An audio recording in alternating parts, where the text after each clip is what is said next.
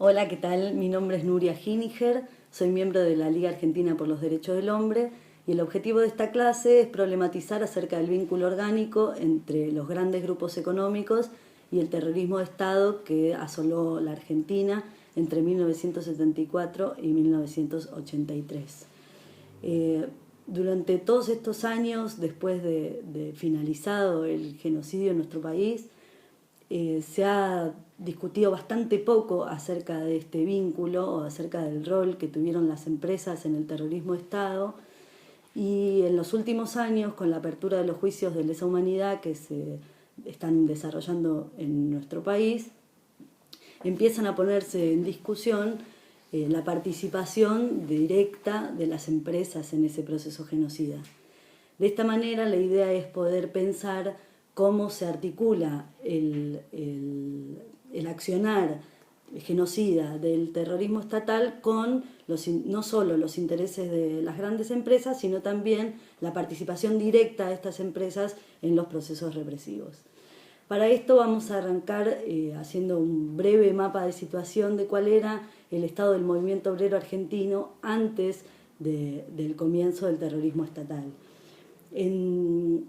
A principios de la década del 60, como ocurrió en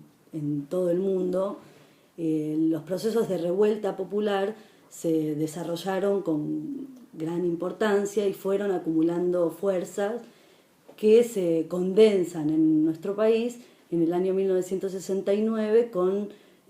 lo que conocemos como el Cordobazo, que fue una gran revuelta popular, una articulación entre el movimiento obrero y el movimiento estudiantil en la ciudad de Córdoba, que es una ciudad del centro de nuestro país, que fue el epicentro de la lucha, pero que tuvo su despliegue en muchas otras ciudades de la Argentina.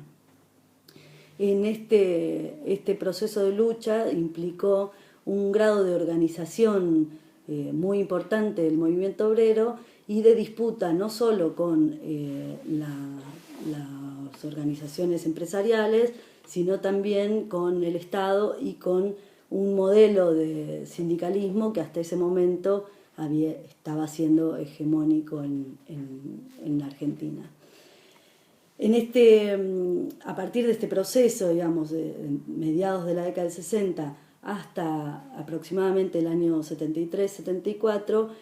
el movimiento obrero se va organizando en corrientes combativas o clasistas en distintos lugares de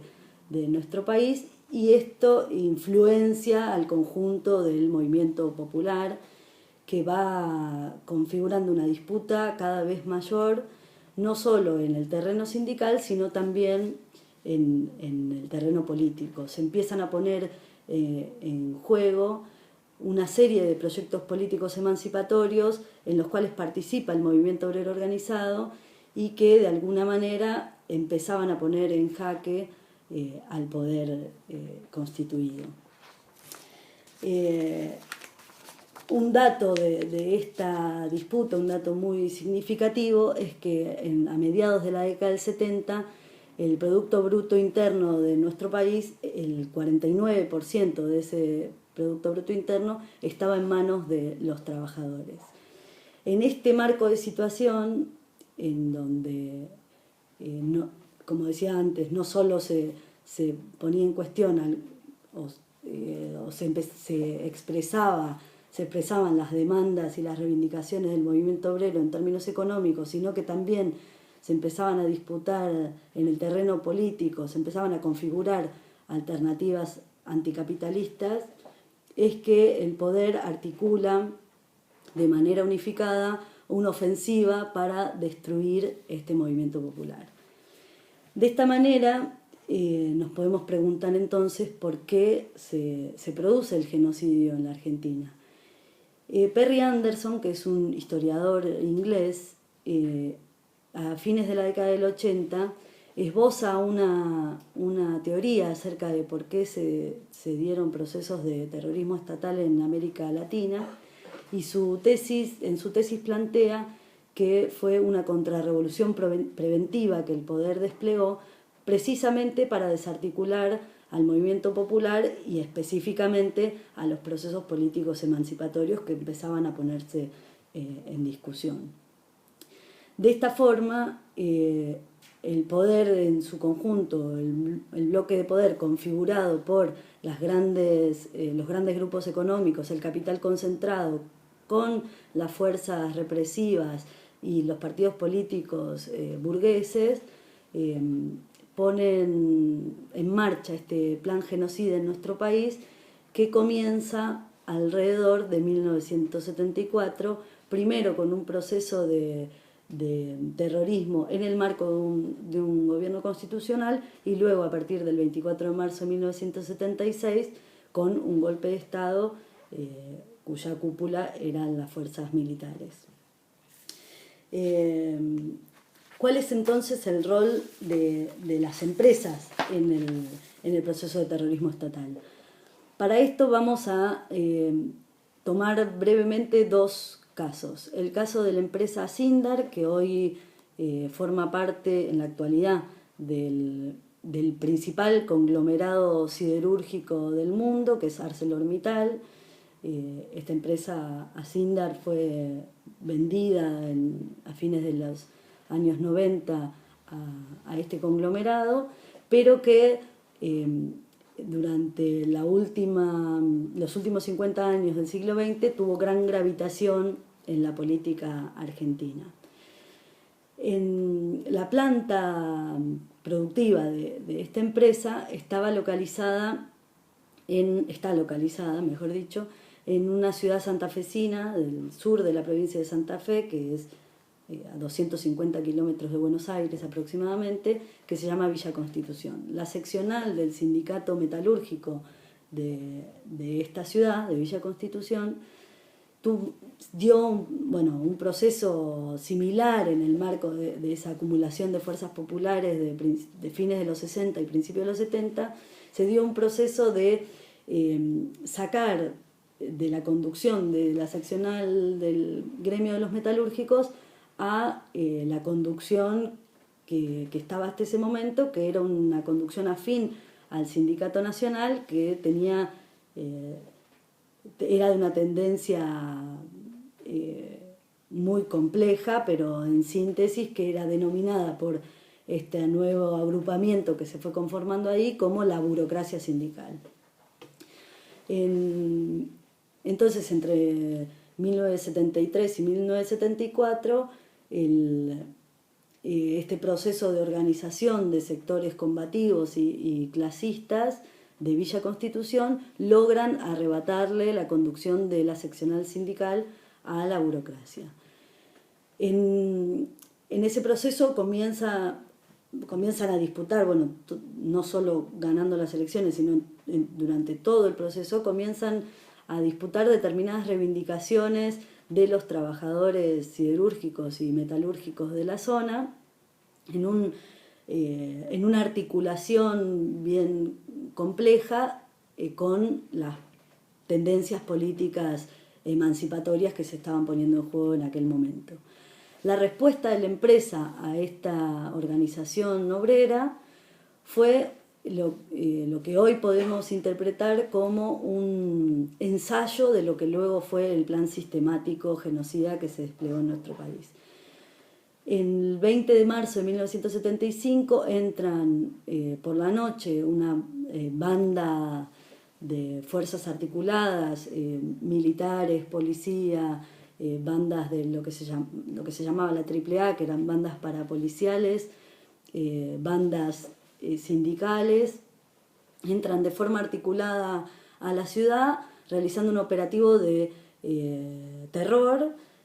que condujo a la detención del conjunto de la conducción, de esta nueva conducción combativa del gremio metalúrgico y otros dirigentes políticos y obreros de la ciudad de Villa Constitución. La empresa Sindar participó activamente de este proceso represivo, entre otras cosas instalando el primer centro clandestino de detención que durante este periodo existió en nuestro país, dentro de las propias instalaciones de la planta.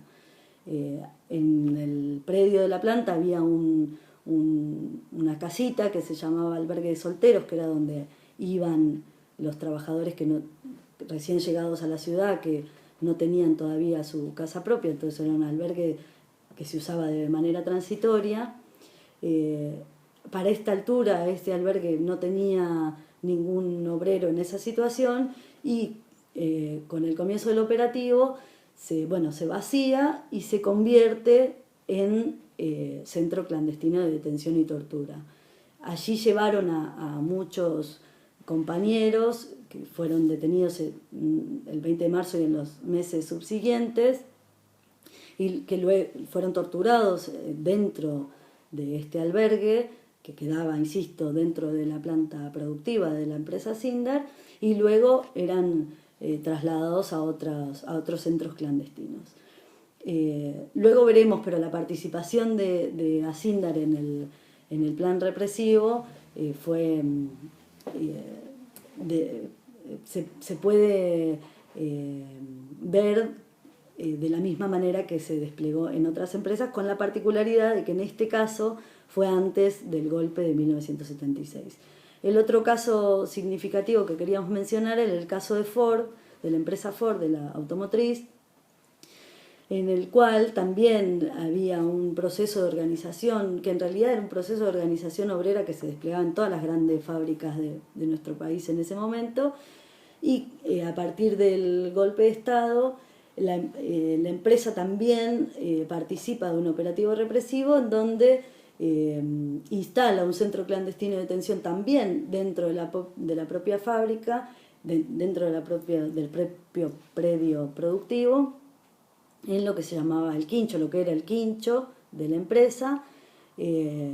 también llevando a los trabajadores, sacándolos directamente de su sector de trabajo, llevándolos hasta adelante de sus compañeros, en una política claramente de aterrorizar a los compañeros, llevándolos a este centro clandestino, torturándolos y luego trasladándolos a otros centros clandestinos.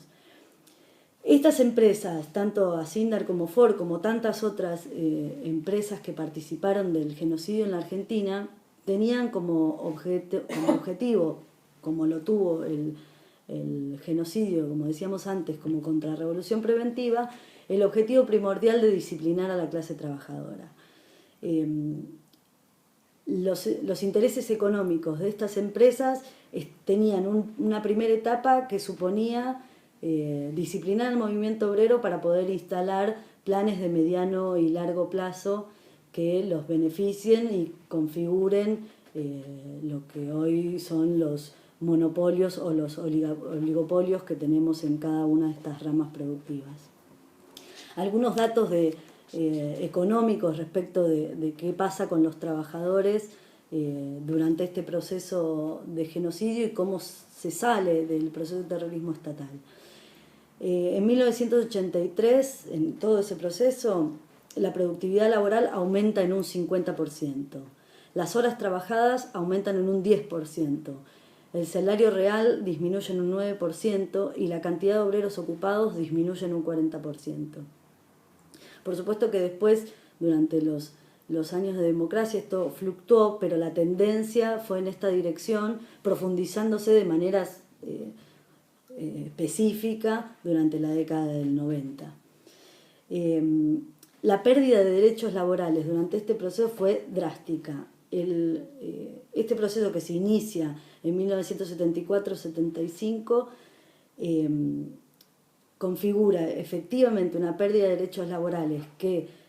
son el marco del disciplinamiento del movimiento obrero, en donde podemos encontrar algunos datos. Para la rama de la electricidad, la jornada laboral pasa de 36 horas a 42 horas semanales. En la rama de los telefónicos, la jornada aumenta de 6 horas a 8 horas, la jornada laboral diaria, y hay hasta la década del 90 1.500 despidos. Entre petroleros y mineros se elimina en muchos sectores la condición de insalubridad que estaba instalada. En el transporte público se incorpora el trabajo a destajo y los taxistas deben incorporar el reloj electrónico obligatoriamente, lo que da cuenta de el objetivo de disciplinamiento del movimiento obrero, que era el objetivo primordial del genocidio en ese momento. Respecto de, como decíamos antes, cuáles fueron los procedimientos específicos que utilizaron las empresas en el terrorismo de Estado, hay algunos que podemos sistematizar. Por un lado, las empresas entregaron las listas de los trabajadores y de los activistas sindicales de las plantas fabriles y de las conducciones sindicales de los distintos niveles a las fuerzas represivas. Habilitaron, como decíamos antes, la instalación de destacamentos militares e incluso de centros clandestinos de detención en sus plantas, como decíamos en el ejemplo de Ford y de Asindar, pero también en la empresa automotriz Mercedes-Benz. Proveyeron de logística para la detención y desaparición de los militantes. Esto es camiones, autos, armamentos, etc. El caso de los autos es muy simbólico en lo que es el proceso de terrorismo estatal en la Argentina, ya que en los procedimientos se utilizaron Ford Falcon verdes, en general, de color verde, que son ahora, o se fueron configurando en estos años de democracia como el símbolo del terror. Estos autos fueron vendidos por la empresa Ford a las fuerzas represivas y fueron utilizados en muchísimos operativos y hoy quedan como símbolo de lo que fue el terrorismo de Estado. Por otro lado, participaron financiando los procedimientos, financiando económicamente los procedimientos, y además, por último, otorgaron o participaron cuadros dirigenciales de grandes empresas en el Estado, en la dictadura militar. Por ejemplo, el presidente de la empresa Asindar, el que era presidente de la empresa Asindar hasta el 24 de marzo del 76, fue luego el ministro de Economía de la dictadura. Los hermanos Aleman fueron funcionarios de la dictadura, eran banqueros. Oxenford era el presidente de la empresa textil Alpargatas, también fue funcionario de la dictadura. Zorreguieta, el padre de la actual reina de Holanda, fue funcionario de la dictadura y era miembro de la Sociedad Rural Argentina, etc. Por último, para ir cerrando, respecto de las víctimas del terrorismo de Estado en nuestro país, según los datos que existen en la actualidad, alrededor del 90% de los detenidos desaparecidos eran trabajadores, aunque su condición fuera de trabajadores y estudiantes. No hay datos concretos de cuáles son las distintas ramas en las que trabajaban estos compañeros. Se pudieron hacer hay algunos trabajos de investigación que van en esa dirección para poder clarificar de cuáles fueron las ramas de la industria y de los servicios más golpeados, pero cuando se tomaban los testimonios de los familiares de las víctimas del terrorismo de Estado, lógicamente no se les preguntaba dónde trabajaban en general, por lo tanto rastrear los datos de cuál era su trabajo todavía hoy sigue siendo dificultoso. Sin embargo, podemos afirmar que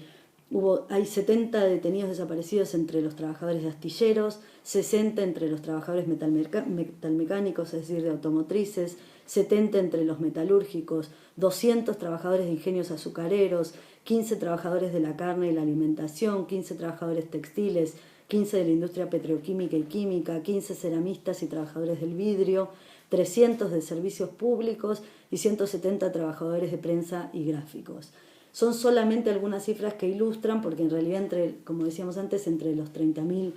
detenidos desaparecidos, el 90% eran trabajadores. Y por último, respecto de los victimarios, hay algunas empresas que queremos mencionar que tienen vinculación directa, no solo participaron de esta manera que señalamos en el proceso de terrorismo estatal, sino que además algunas de ellas hoy tienen abiertos procesos judiciales en los juicios de lesa humanidad por participar directamente del genocidio. Estas empresas son Carrefour, Asindar, Ford, Mercedes-Benz, la metalúrgica Tensa, que hoy no existe más, el astillero Astarza, la Cantábrica, el grupo Clarín, el grupo La Nación, que son gráficos, la empresa Losadur, Dalmine Siderca, que es del grupo Techín, el Ingenio Ledesma y las Veloz del Norte, entre otras. Bueno, cualquier pregunta la seguirán adelante en el curso. Muchas gracias.